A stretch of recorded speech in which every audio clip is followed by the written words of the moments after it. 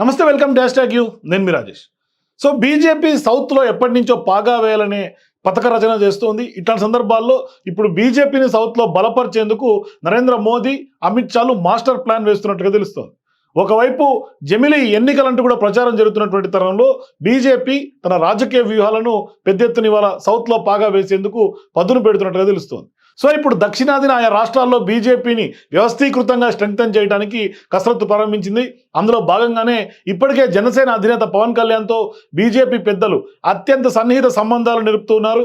ఒక రకంగా చెప్పాలంటే ఇప్పుడు పవన్ కళ్యాణ్కు రాజకీయంగా మోదీ, అమిత్ షానే కొంత గైడ్ చేస్తున్నటువంటి పరిస్థితి. అంటే ఎన్డీఏ కూటమిలో పవన్ కళ్యాణ్ ఇప్పుడు అత్యంత ప్రాధాన్యత కలిగినటువంటి భాగస్వామిగా ఉంటూ ఉన్నారు. సో ఇప్పుడు పవన్ మాటలకు బీజేపీ అధిష్టానం అత్యంత విలువ ఇస్తోంది. మొన్నటి ఏపీ కొంత సార్వత్రిక ఎన్నికల్లో కూడా కూటమిగా ఏర్పడడానికి, అలాగే కూటమి అధికారంలోకి రావడానికి కూడా పవన్ కళ్యాణే కారణమని ఏపీ రాజకీయ వర్గాలతో పాటుగా కూటమిలో ఉన్నటువంటి భావన. అలాంటి పవన్ ఇప్పుడు రాజకీయంగా దక్షిణాదిన మరింత వాడుకోవాలని కూడా బీజేపీ కొంత ఆలోచిస్తున్నట్లు తెలుస్తోంది.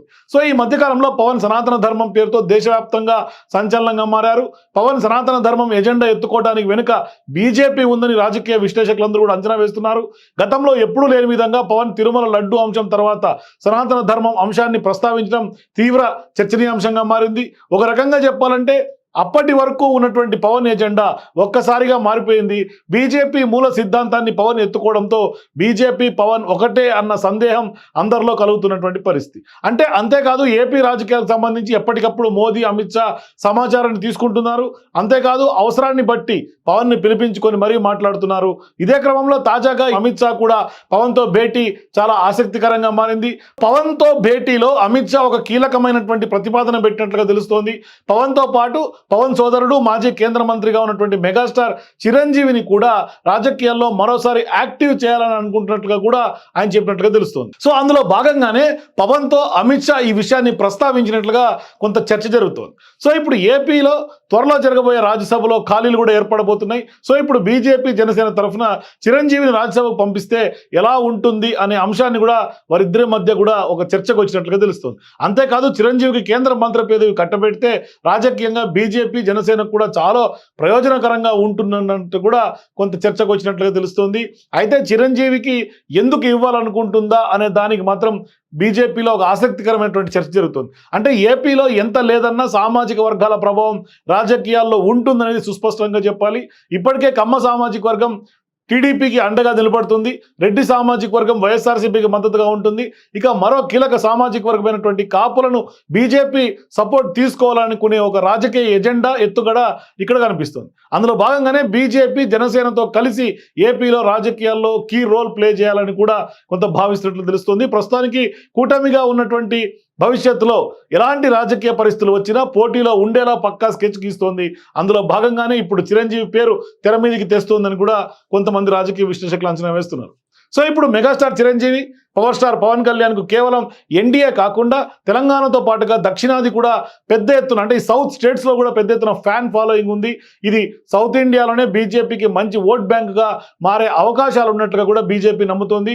ముఖ్యంగా ఇప్పటికే పవన్ను సనాతన ధర్మం పేరుతో దేశ రాజకీయాల్లో కీలకంగా మార్చినటువంటి బీజేపీ తదుపరి చిరంజీవిని కూడా అదే విధంగా రాజకీయంగా వాడుకోవాలనుకునే ఎత్తుగడ కూడా వేస్తున్నట్లుగా తెలుస్తుంది.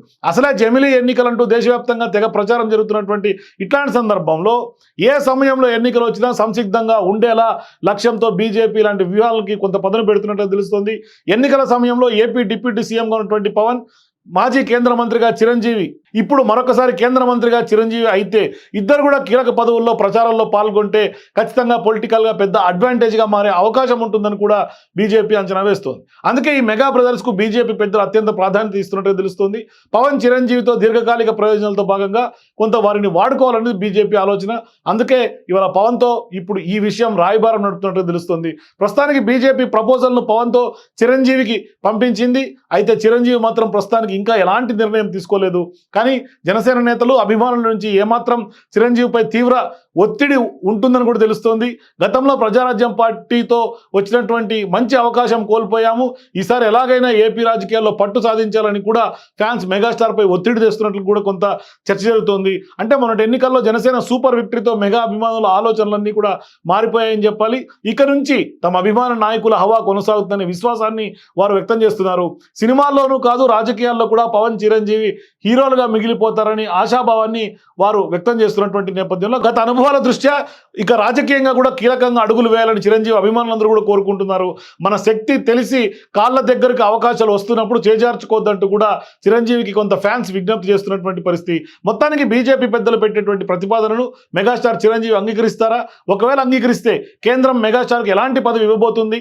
ఏపీతో పాటుగా దక్షిణాదిన కూడా చిరంజీవికి బీజేపీ ఎలా రాజకీయంగా వాడుకోవాలనుకుంటుందనేది మాత్రం తెలియాల్సినటువంటి అవసరం ఉంది. మొత్తం మీద భవిష్యత్తులో ఇద్దరు కూడా ఒక పవర్ సెంటర్స్ లా రాజకీయంగా బీజేపీ వాళ్ళిద్దరిని తయారు చేసే అవకాశం కనిపిస్తుంది. సో ఇట్లాంటి నేపథ్యంలో చిరంజీవికి బంపర్ ఆఫర్ ఇవ్వాలని కూడా బీజేపీ ఫిక్స్ అయిపోయినట్టుగా తెలుస్తుంది. సో మీరు కూడా చిరంజీవికి బంపర్ ఆఫర్ ఇస్తే బీజేపీకి సౌత్ లో ఎంత మేర లాభమో మీ అభిప్రాయాలు కామెంట్ రూపంలో తెలియజేయండి. For more videos please watch #.